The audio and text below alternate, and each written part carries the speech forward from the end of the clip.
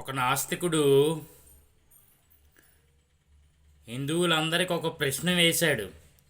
రాముడేమన్నా మీ చిన్నయ్య, సీతమ్మ ఏమన్నా మీ చిన్నమ్మ అని.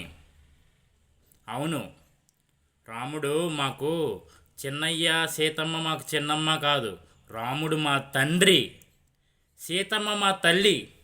అది ఎలాగో చెప్తాను వినండి. రాముడు ఒకప్పుడు హిందువులందరికీ రాజు. రాజుకి తండ్రి స్థానాన్ని ఇచ్చాం మా హిందువులు. రాజు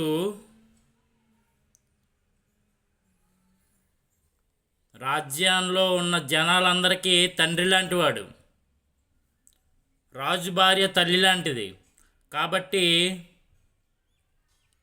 రాముడు మా తండ్రే, సీతమ్మ మా తల్లే. మీకేమైనా అనుమానమా? అనుమానం ఉంటే ఇప్పుడు తీర్చుకో.